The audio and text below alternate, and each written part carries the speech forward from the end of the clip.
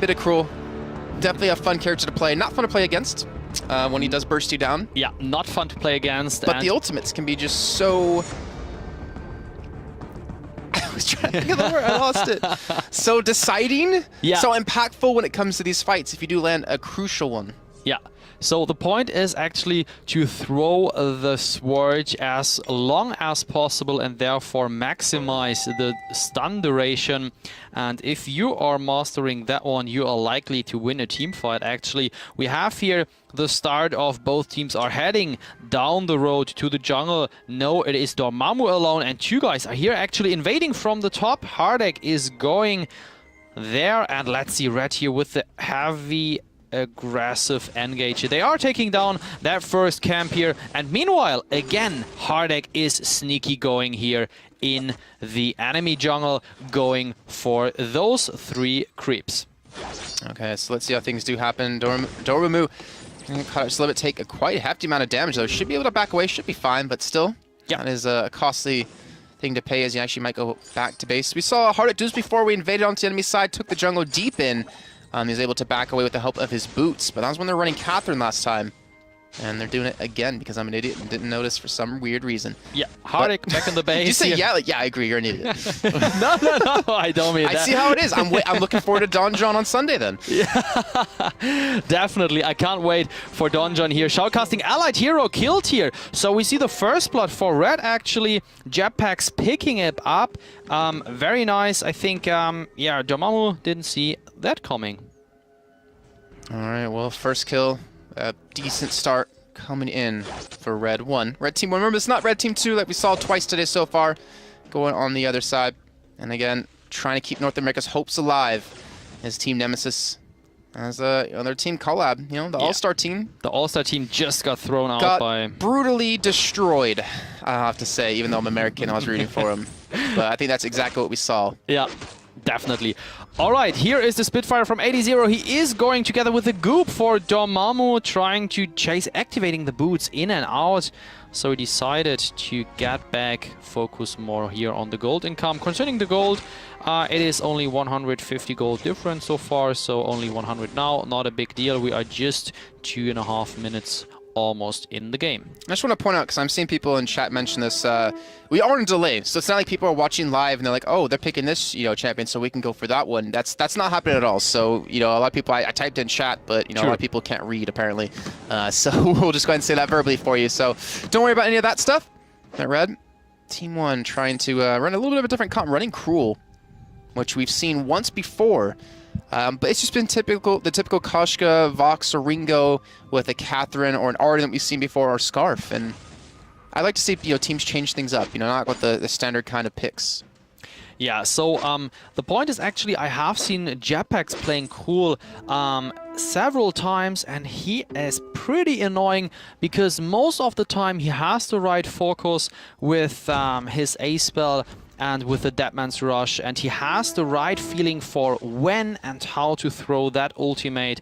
And you can see him here lurking around and checking where does Nemesis position themselves. And here 80 in the middle of the party, trying to get some hits onto Hardek. He is disengaging. Everyone is going back and forth. 1-0, 1-0, excuse me. And 80 might go down here. He is in the middle of everyone. What a misplay, a mispositioning actually. And there you go, 1-1. Yeah, it seemed like he was just kind of, he had to commit to it. He had to run away to keep his Arsa teammates alive, not allow them to get some more kills, but Hardek can drop relatively low. Dormammu very low on health as well. And Jetpacks just continue to sit over towards this area, just try to maybe catch them out as they do to take another camp or two. And hard carry turning back. Remember, he did actually hard carry his game before. I think he finished off 7-1 when they played up against Wild Panthers. So he's definitely a strong player for their team, and when he has a decent amount of gold under his belt. He's sitting on 2,200. He's actually finally buying up now. That's going for a little bit of, again, crystal weapon power kind of build. Let's check this out. Vox, nothing unusual. We see the Heavy Prism together with the Blazing Salvo for attack speed. We have Jetpacks here playing Cool, and he is going for the Dragonheart for some sustain together with a Swifty here with some attack damage. Red Wolf, Vox, he is going for the same as hard carrying NA. Okay, so a little bit of a slower pace game, it feels like, after the initial bouts we've had in the beginning. Yeah. And if you were to look at, the comps, Cruel, why do you think we're seeing him picked instead of, like, Koshka? This is a very interesting question. I have no idea, but somehow I think Jetpacks is trying to be the annoying guy in the team fight, and there Hardek is going to burst down. Dormammu in a bad situation, eaten up here by Team Red because he was zoned there pretty hard, and 80 popping those mines up, nearly dying. Gold mine, they are going for it. It is filled up a bit, so definitely worth to go for that. And in the meantime, Hard Carrying keeps farming. He does not consider to go down there and help. He's maximizing his farm. 35 creep kills on his account. Red Wolf 31. Oh, Red Wolf trying to be aggressive as Jetpacks was trying to come in to maybe catch him out, but unfortunately just going to be backing away for now. But it seemed like an opportunistic, gold mine take. It's like, all right, well, we killed 2 of them. They can't contest it, so might as well just take a little extra income in our pockets so we can lengthen the gold lead that they currently do have at about 700 at this point. I already went over items a little bit, but I'm curious to see, Hard Carried, if he's not fed, can the rest of his team still put out the performance they need? Because they depend on him so heavily in the game just prior. Yeah, this is the point. So if Hard Carrying is not dealing as much damage as possible, this will be a big problem for Nemesis. They have to provide actually him the kills. Hardek, it is fine playing Koshka, but you can definitely go for a tanky one, providing the kills to Vox there. And let's see, there are already 1, 2, 3, 4 mines, 5 mines here. That one was popping up for Team Red, and we do see 1, 2, 3, now only 2 here. 3 is 1 more, and 4 Team Nemesis. So mining always a topic here, and it was on the recent match where Red 2 just defeated Team Collab. I think also because of the vision game, actually. That's always a good point. I mean, consider there's nothing you can put down except the scout trap for like long-standing vision in a relatively big area. We do see quite a few on 80, so we'll see where he places those. On the other side, Hardek the one to pick those up.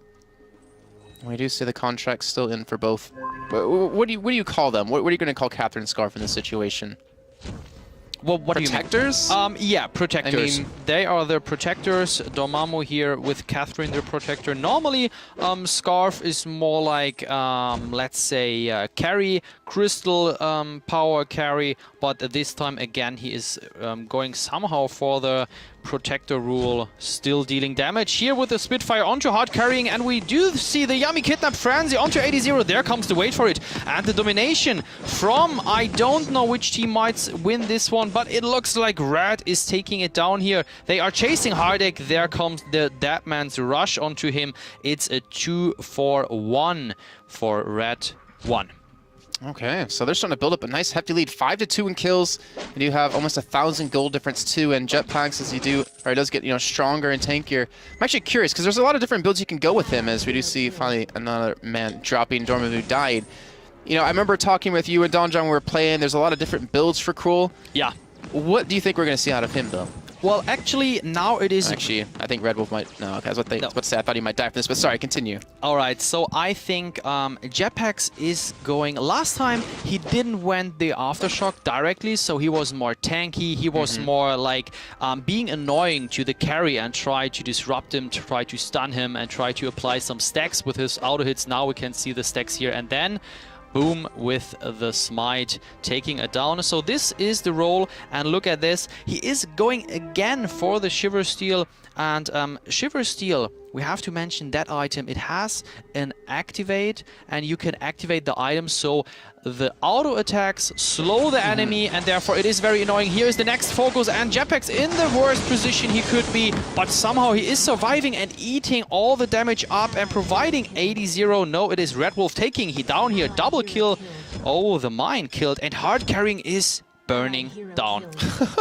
Considering they focused everything onto that one man, onto Jetpacks, he survived long enough to allow the rest of his team to just clean up. I mean, you put on all the items he's built up, but whatever he's been going for has been working out wonders just to stay alive that long. Yeah, just as said, this is Jetpack's tactics. He wants to get in, he wants to eat up as much damage as possible, get a big shield with his Deadman's Rush, and then some huge life regeneration with the Spectral Smite. And that turns out to be pretty good here against Nemesis. Well, hard carrying, he's unfortunately 0-2-3. Remember, he did go 7-1 in their game versus Wild Panthers. He's really struggling in this game, and not to mention Dormammu, 4 deaths, but the gold mine is being contested. Jetpack's looking to go in, looking for a little bit of a challenge. Hard carrying getting caught out by himself. Jetpacks will get locked down, but hard carrying, I think he should fall just momentarily as they do throw everything they have. But Jetpacks, he might die as well. Pops the potion. Hard carrying is still alive. 80-0. He will fall. Hardik will fall as well as Red Wolf now going on to Dormammu. This is easy kills for him. And they will pick up 2. Looking for the third hard carry, and he's not going to spare the snow. Red Wolf is so close, and there's the kill coming in, the ace. Wow. And that is another set of kills coming in. Red Team 1. And they go up 12-4. They're going to pick up a turret, maybe pick up a second for their troubles. And this is getting very dangerous for the only American team remaining in the first cup of the ESL Vainglory Cup Series.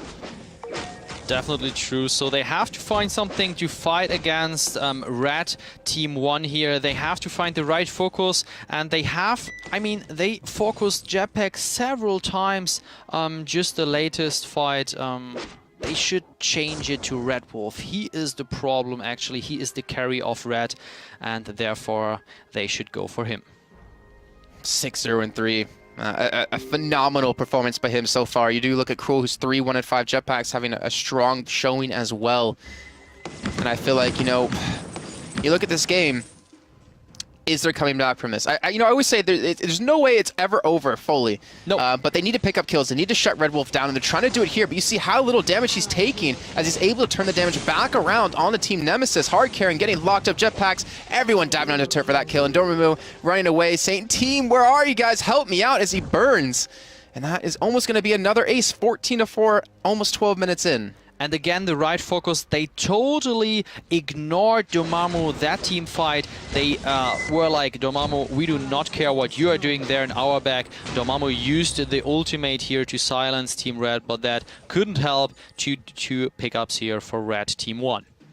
Well, now you look at this, and we were just talking about, sorry, that the game is not over until the fat lady sings. And my question, if you look at Team Nemesis, what can they do to get back in this? And I feel like you're seeing hard carrying. He's trying to do what his name says, but he just doesn't have the damage behind this yet. He's 0-4. He doesn't have the money to buy up the items he needs, and he's struggling, you know, to really compete. You look at Catherine, you know, Dormammu's at level 6 compared to 80-0's at level 7. Not that big of a difference there. Not that really big of a difference in levels overall. But it's the money that's killing them. The money is killing them, and Red Wolf actually is killing everyone. Well, yeah, I mean, it's not the money now, it's just him. It is him. He has the crystal infusion in after 12.5 minutes. So therefore, as you can see here on the red side, beside the crystal bit, he is going for high damage burst. He has also next to that one the Eve of Harvest and the alternating current up. So actually, to be honest, I do not want to face Red Wolf here now when I were Nemesis. I wouldn't want to face any of them. I mean, I feel like even 80-0 can still put out a hefty beating. But here we go. Red Wolf face check into the bush. He's going to get locked out. Can they finally finish him off? The healing coming in. He's still alive. He gets even more, and he's just running away, kiting as much as he possibly can. And when they commit everything to killing one man and can't even do that, that's how you know the game is most likely going to be over as the ace comes in. And Red Team 1 are going to push in for another turret. And this Kraken hasn't even spawned yet. Yeah, Kraken is not there, and they are on the last turret here on the lane. And the problem is, Red Wolf has a lot of crystal lifesteal here, 20%, and his damage output is very high, so therefore he receives a lot of damage, even though he got focused #1 here in the team fight. So I totally agree with you, Jason. It's likely that Red is going to succeed here to the semifinals. They can't even fight under their own turrets. And hard carry, he might actually get dove. No, they're going to let him survive for now. But with the minions coming in, with the Kraken coming out in a minute's time, and they're not on too much HP. I think they're just going to back away, maybe take away as much of the jungle as they possibly can, buy back up. The gold payout is about to come in for another 300 apiece for them. And you can see how much they're already sitting on. Red Wolf on almost 1,500, 80-0 on 1,500. Wow. Jetpack's on a measly 800, which I'm assuming hard carrying would love to have extra in his pocket. But this game, it's getting to be a little bit too tough for the last remaining North American team. The problem is now Jetpacks, he went tanky with the Shiver Steel, providing 500 health and the reflex block. Now he is going for the breaking point with 40% attack speed and passive gain 9 weapon power and 5% crit chance and critical damage per second whenever you are attacking an enemy. So this is very, very strong, and he has the sustain, so he can survive for a long time, make use of as much stacks as possible with the breaking point. You can see how cautiously Red Team are playing this, even though that they're winning by such a hefty margin. They're still proving to go slow. Red Wolf again trying to be bursted down. He will finally fall. This is what they needed, but unfortunately, losing men themselves hard carried. He can't do anything with jetpacks in his face, and the stun comes in for the kill. The ace comes in on top of that, and the Kraken will be unleashed. And you can see it's still not doing too much damage as it has just spawned in, but 15 minutes in, 22-5. Look at the gold difference. It's almost 10,000.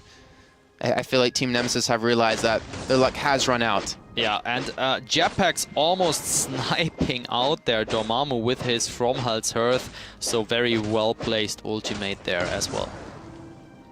Alright, Kraken is here, and therefore Kraken, of course, will support pushing the lane as much as possible. 80 is here ready, Kraken buff was on everyone, now it is gone. Let's see how far they can push and if they can even finish the game. I don't know, so now it's up to Nemesis, kill Kraken ASAP. I don't think they can even get in range to attack it. I mean, you have one melee, or you have 2 melee and 1 range. We look at Scarf, 80 can provide a lot of range support and poke. I feel like just gonna wait for the Kraken to get there, let it start attacking the turrets. And all I need is just 1 stun coming out of Jetpacks to open things up, especially if you hit hard carry, and he's not going to survive the burst that can come his way. But Jetpacks needs to be careful, still taking a lot of damage. He actually gets stunned up at Hardek, and he's going to fall from this one. This is forcing them back. They still have to worry about the Kraken. They need to finish off. It's at half HP. The first turret's going to fall. The second on a sliver of life as well. Red Wolf is trying to kite as best he can as he gets healed up, and he's dashing, ducking, dipping, and diving everywhere. I was being careful of my words, and he will fall, but the Kraken's going to finish off both turrets. 80 now can still poke a bit, but he decides, alright, he is anyway out of energy, he can't cast any spell, and therefore he has to let it go. Kraken finished all turrets and now down.